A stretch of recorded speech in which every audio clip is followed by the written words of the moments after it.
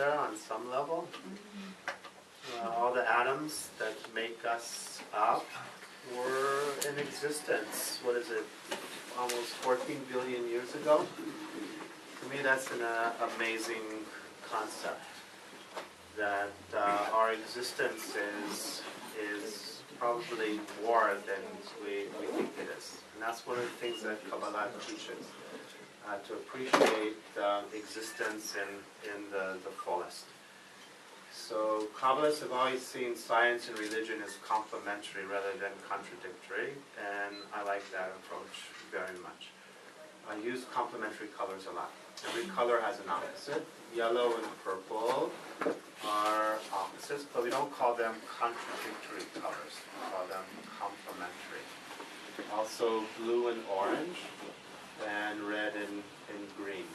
And if you put them next to each other, you get an energetic effect.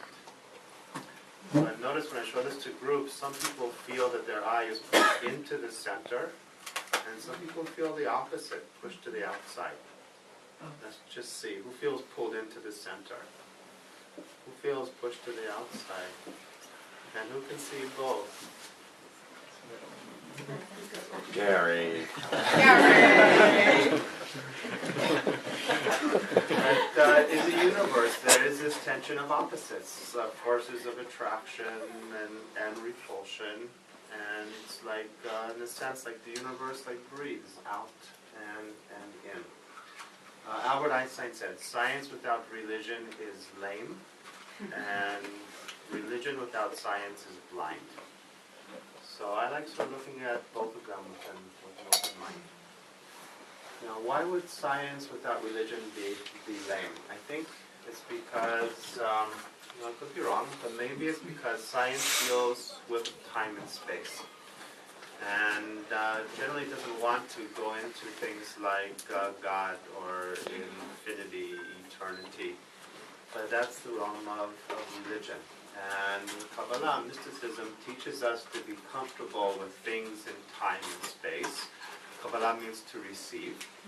So it's to be able to receive what is given to us in time and space, but also to be able to receive things that are beyond time and space, infinity and eternity.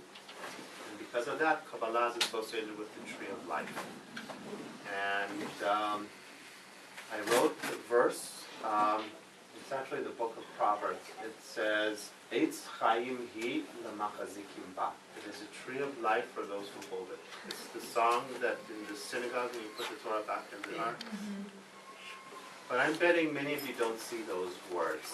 Am I right? And it's probably because you're looking for them in the green. And it's in the gray, not the green.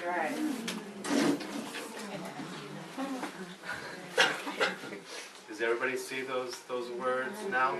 But a lot of you look for them in the green. Sometimes we look at the world in a certain way, and we get stuck looking at it in that way. And I think both art and Kabbalah can help us look at the world in new and different ways. An early influence of mine is the psychedelic art from the 60s and the 70s. And this piece is actually based on a Grateful Dead album. So, the tree of life.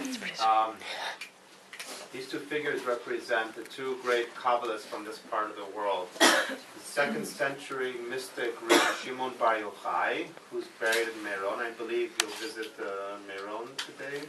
Yeah, we'll drive next to it too. I'm not sure what that will be. And the main text of the Kabbalah is called the Zohar, Book of Splendor. And it tells of the 2nd century mystic and his teaching. And this represents the 16th century Kabbalist, Rabbi Isaac Luria, the greatest Kabbalist of Tzfat in the 16th century. And his teachings help us understand the teachings of the Zohar. So these kind of, see the symbol here in the aqua on the trunk of the tree? That symbol is also called the tree of life. And it's like the main symbol of the Kabbalah. I have many versions of it. It reminds me a little bit of DNA. And it's interesting that the tree of life is both a symbol in religion, In the Garden of Eden, there was a tree of life, and it says there that if you eat from the tree of life, you live forever. So Kabbalah teaches us to appreciate also the forever part of life, the unlimited, the eternal, and the infinite.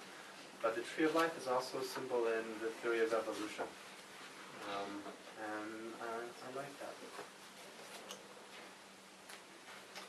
Okay, call this picture the tree of life. And another way to think about life as eternal is to think about how life didn't begin when we were born, and it won't end when we die, but we're the continuation of something that started way before. And all the life that came before us, that's our roots, and it contributes to what we are, both individually and collectively. And also, we will contribute to what will come after us. So, see how the root system of this tree here grows down and in, and I have it surrounded by blue water. Water flows down and cold contracts. And roots have to do with like where we come from. And the flowers and the branches here, well, it grows up and out, and have it surrounded by red fire. Fire goes up and heat expands. So those are like the two opposites. And life balances between opposites. Our nature, which is given to us from the past, and what we choose, how to grow into the future. Some things are given, and some things are chosen. But if we think about how what we do will influence the future, then we'll be more careful with our choices. Now, I made the root system this way because it's very similar to this picture, which is a symbol that's described in the books of the Kabbalists of the 16th century spot. And this is a symbol that they use to represent our nature, where we come from. And you could look at that in two different ways. Look at the colored circles. See how they're incomplete, broken, and not connected to each other or to everything else. So one aspect of life is it's made up of separate parts. And it's important that everybody is an individual. Also, we have, we're made up of cells, which each cell has sort of an individual nature, and those are made up of molecules, and those are made up of atoms, and on every level there's the individuality of the separate parts, and that's what the colored circles represent. But nevertheless, they're incomplete, and that's not the full nature of life, because life brings together all those parts and forms something bigger and more complete. Look again at that picture, and now look at the white circles. You see how those white circles are complete and are all connected, and the white is one piece? The white represents the Ein Sof, the infinite. It's like a blank canvas, there's infinite possibilities. And Kabbalists, they appreciate both the individual parts, but also the glue that holds it all together. And we see that as infinite then and eternal. Did you notice that when you look at the white circles, the picture changed? It became almost three-dimensional, like a tunnel going in and a cone coming out. It's like that shift to include also what was previously background, but it's sort of like the glue that holds everything together. The picture became deeper, and it's sort of a metaphor for life. If we conclude not just the parts, but see the whole, then life is more interesting. Now the colored flowers here are in three columns, the blue, yellow, and red, like this symbol, the tree of life symbol. And this symbol represents how we want to include the totality of our being. And generally we talk about like 10 main parts. The crown represents our soul, the dimension of our being that's beyond our minds. It's primarily accessed through meditation, where we could sort of stand back from our thoughts and witness what's happening in our minds. When we do that, when we become aware of where our minds are, they tend to quiet. And connecting to our soul, meditation is like a direct way to do that. The next two circles here represent our mind. And we have a right brain and a left brain. We can see the forest and the trees, and it's good to have a combination of both. I think that we exercise the left brain, which we call that understanding in the Kabbalah. Like when you focus on the colored circle. But when we focus on the white, we're using our right brain, and we're seeing the whole picture. The next three circles represent our emotions. And on the level of the heart, that we want to have balance in our emotions. The ability to love and to be kind is like one arm that brings close. But the importance of having healthy boundaries and discernment and healthy relationships depend on a proper balance of those. The center of the tree is associated with beauty, tiferet in Hebrew, and it's like the beauty of being in balance, but also being able to recognize all the beauty in the world and to try and make the world an even more beautiful place.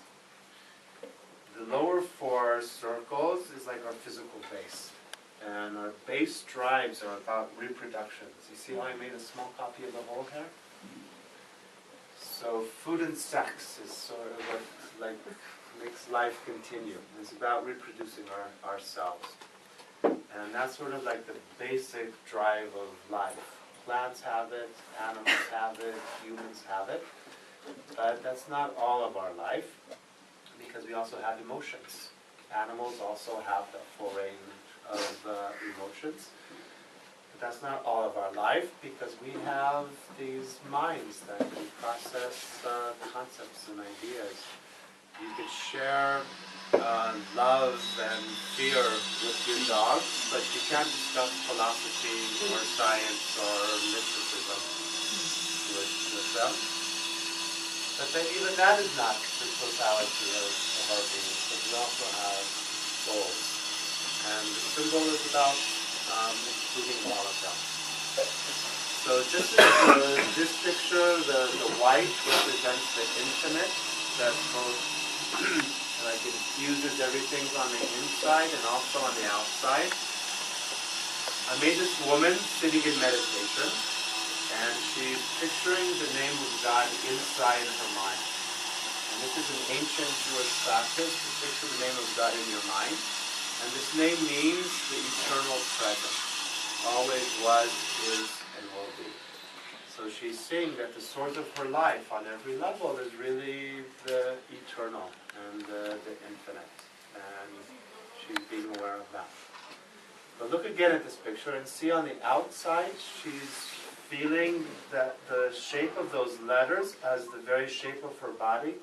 See how she's feeling her head is that first letter Yud, and her shoulders and arms is the red letter Hey.